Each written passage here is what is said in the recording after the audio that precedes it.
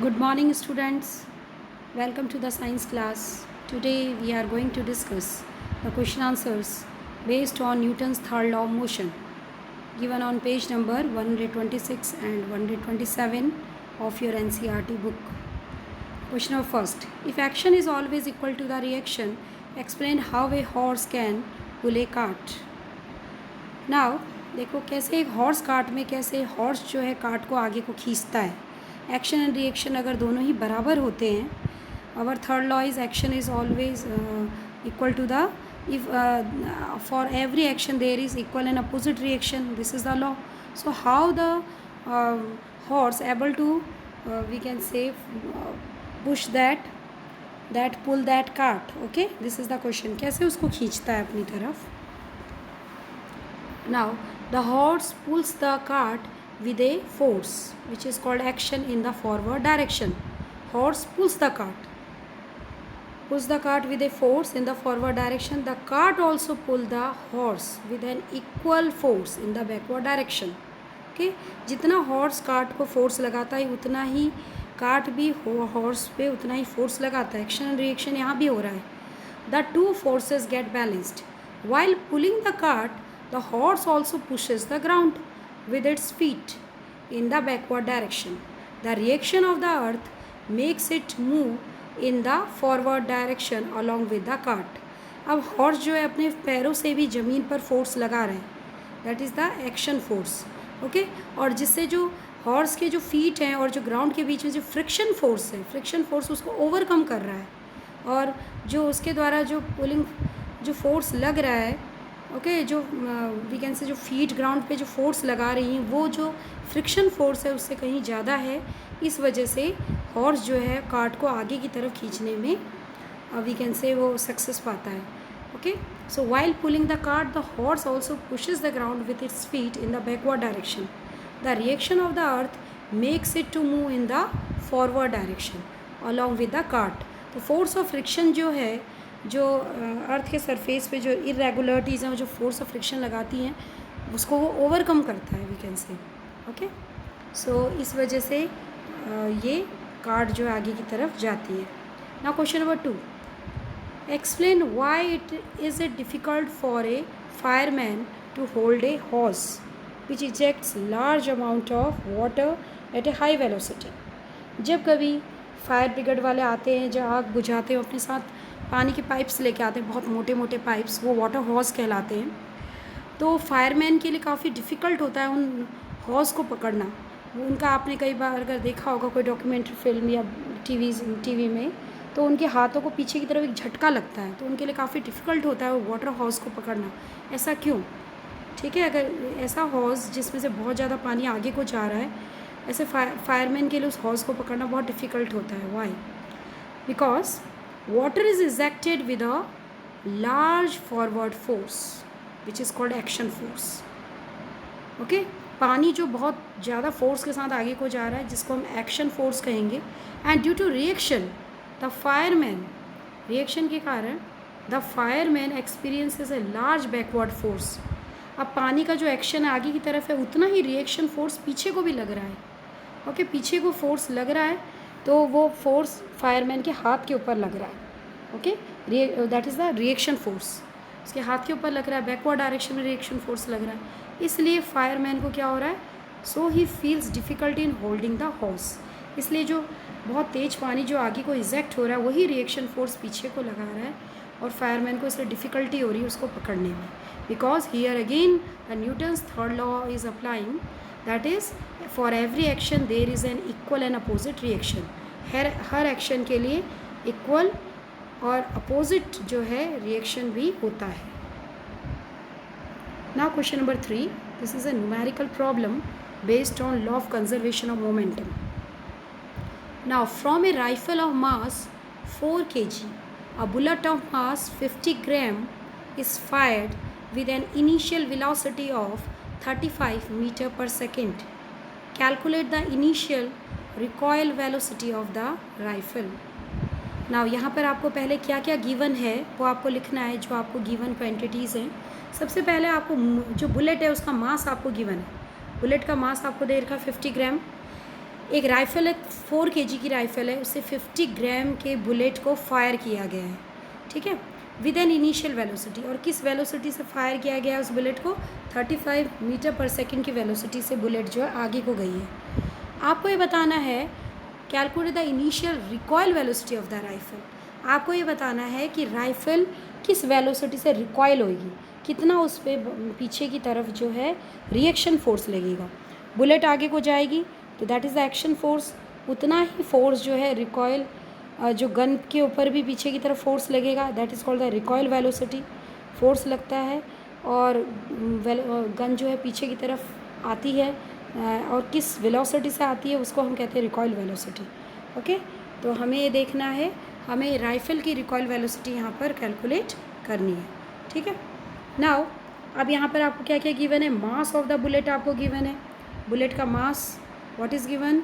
Mass of the bullet is 50 gram. 50 gram दे रखा है, इसको आप केजी में कन्वर्ट करोगे तो 50 divided by 1000, 50 divided by 1000 it means 0.05 kg, ठीक है। 50 ग्राम बराबर 0.05 kg हो जाएगा। इतना मास का बुलेट जो गोली निकली है राइफ़ल में से, बंदूक में से, उसका मास आपके पास ये है ना। मास ऑफ द राइफ़ल M2, जो राइफ़ल है जो बंदूक है उसका मास कितना है? 4 kg है। ओके, तो मास of the rifle is 4 kg।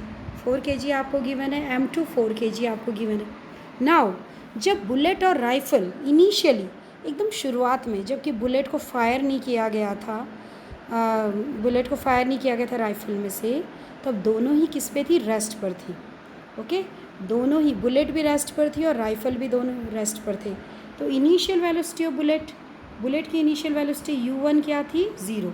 U1 is the initial velocity of bullet, हम मान लेते हैं, जो कि 0 थी। इसी तरह से इनिशियल वेलोसिटी ऑफ राइफ़ल जो बंदूक थी वो भी रेस्ट पर थी इनिशियली, तो U2 भी क्या हो जाएगा? 0।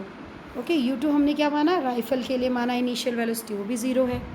नाउ जब उसको बुलेट को जो फायर किया गया गन में से, तो उसकी वेलोसिटी क्या हो गई? जब उसको फायर किया गया तो बुलेट की वेलोसिटी हुई 35 मीटर पर सेकेंड।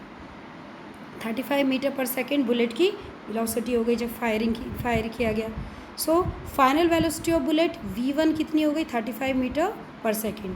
ये फाइनल वेलोसिटी है बुलेट की। नाउ अब हमें क्या निकालना है? हमें निकालना है recoil velocity of the rifle, कि राइफ़ल की रिकॉयल वेलोसिटी क्या है, पीछे को किस फोर्स के साथ या किस वेलोसिटी के साथ राइफ़ल आ रही है।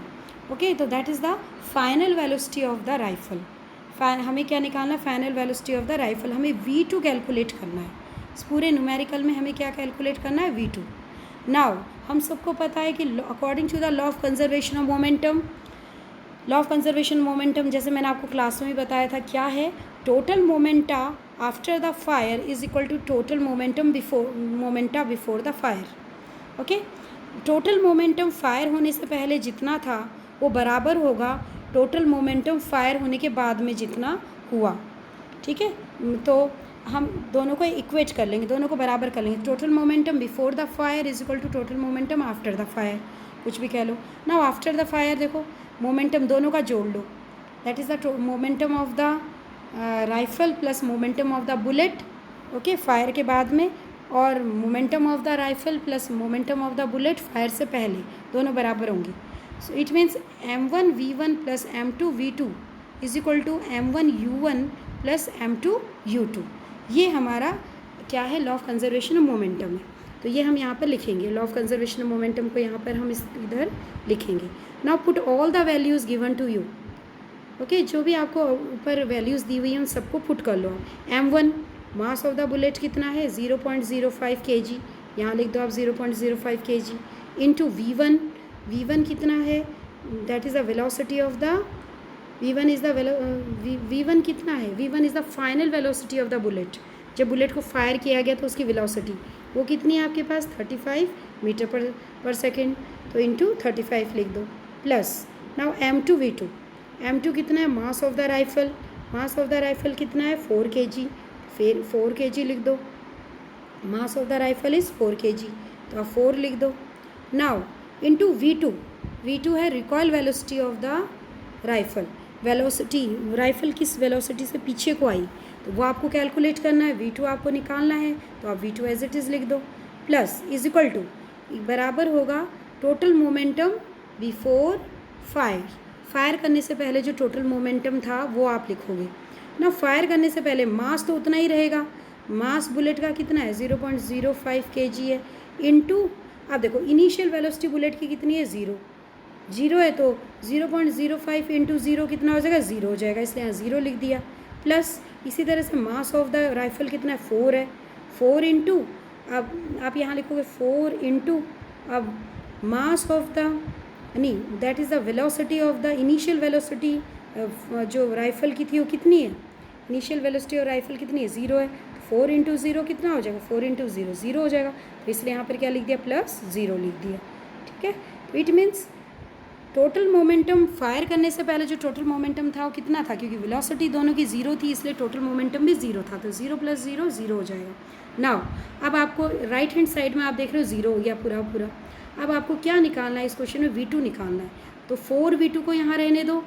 ओके 4V2 आपने यहाँ रहने दिया, उधर उस साइड उधर ले गए उसको, कितना आ जाएगा ये हो जाएगा माइनस में आ जाएगा। ओके ये आ जाएगा -35 इंटू 0.05 ये आपका आ जाएगा। ना इसी तरह से V2 बराबर कितना हो जाएगा, V2 बराबर 4 इसके डिवाइड में चला जाएगा अपॉन में चला जाएगा, तो ये आपका कितना हो जाएगा -0.05 इंटू 35 डिवाइडेड बाय 4 ये आपके पास हो जाएगा। ठीक है, अब इसको सॉल्व कर लो। 0.05 है, जब आप पॉइंट हटाओगे तो क्या आ जाएगा, ये आपका आ जाएगा 5 मल्टीप्लाई बाय 35 ओके, और डिवाइडेड बाय कितना आ जाएगा 100 मल्टीप्लाई बाय 4 ये आ जाएगा ना, क्योंकि आप यहाँ पॉइंट हटा रहे हो तो आपका 5 इंटू 35 डिवाइडेड पॉइंट के बाद पॉइंट हटाया तो 100 मल्टीप्लाई बाय 4 आ गया। अब इसको 5 के टेबल से काट सकते हो आराम से, 5 × 5 और एक 5 × 2 = 10 नीचे 20 आ गया।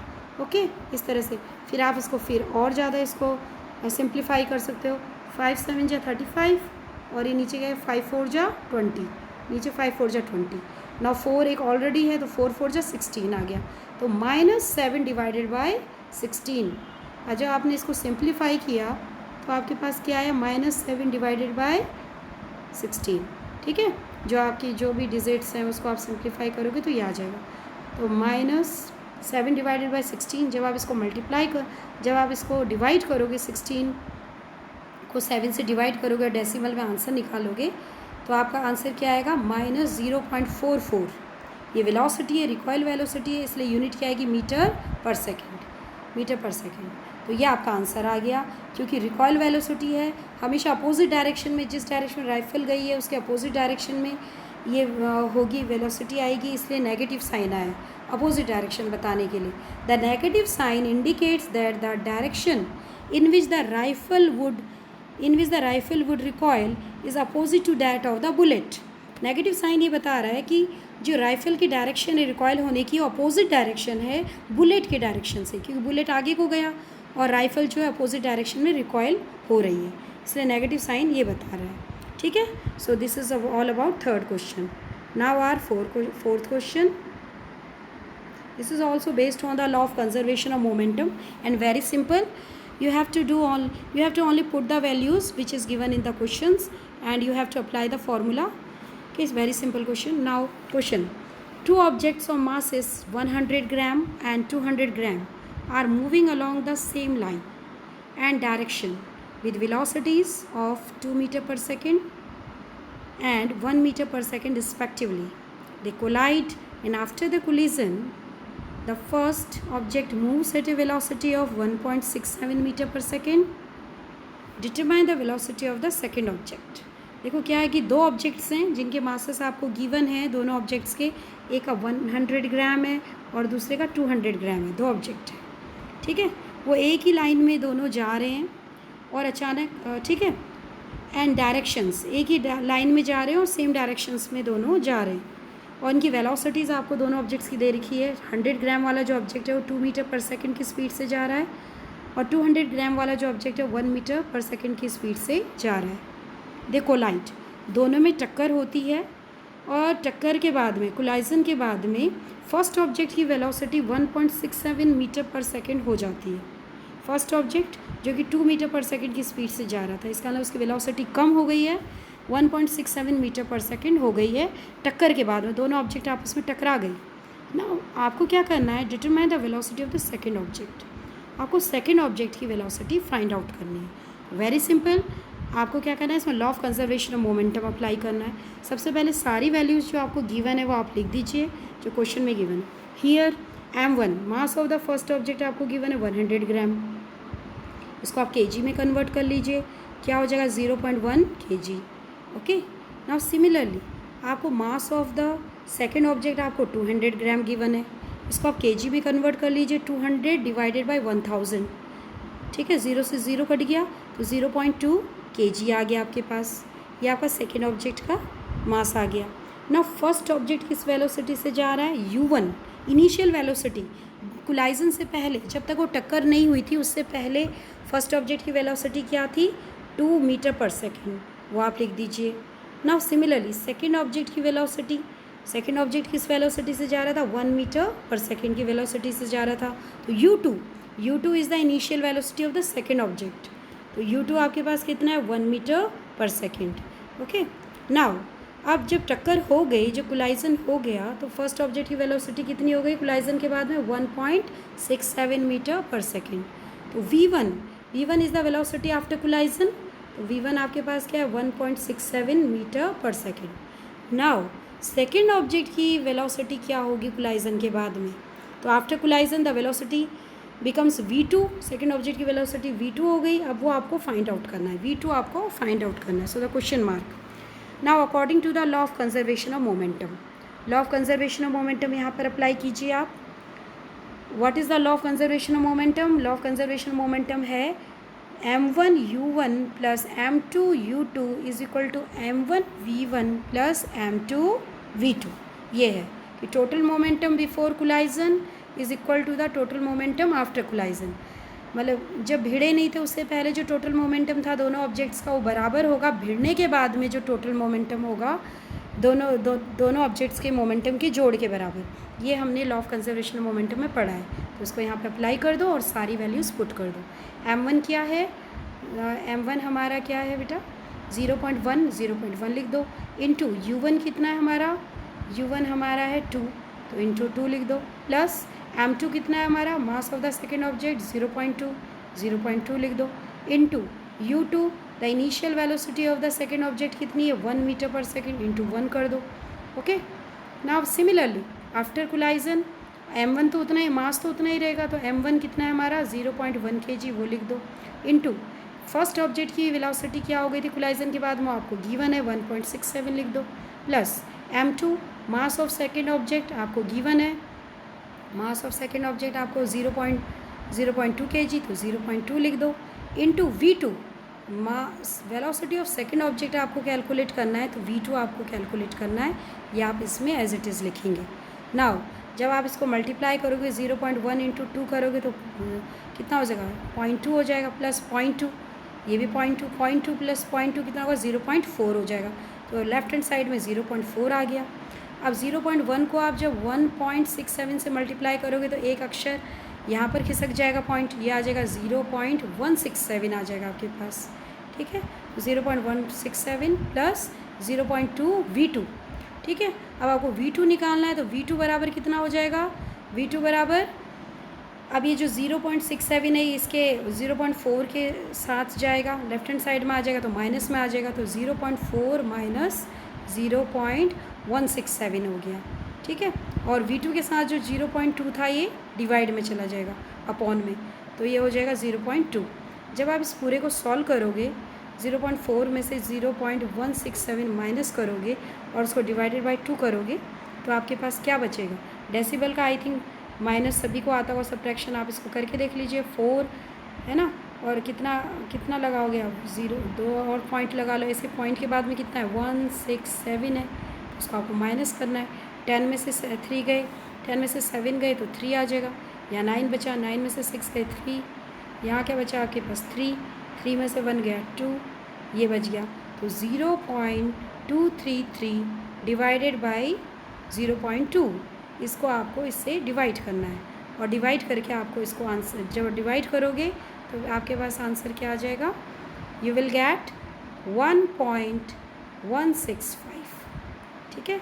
ये आपके पास जब आप इसको माइनस करके डिवाइड करोगे तो आपके पास आंसर आ जाएगा 1.165, क्योंकि ये वेलोसिटी है इसलिए यूनिट क्या रहेगी, मीटर पर सेकेंड। तो इतना आ गया आपके पास, इतना 1.165 मीटर पर second. So this is the velocity of the second object after collision. Okay, collision के बाद में सेकेंड ऑब्जेक्ट की ये वेलोसिटी आ गई। सो स्टूडेंट, इस तरह से आप इसको आसानी से कर सकते हो। थर्ड लॉ मोमेंटम पे based, law of conservation of momentum पे बेस्ड न्यूमेरिकल्स आप आसानी से निकाल सकते हो। Okay students, thank you.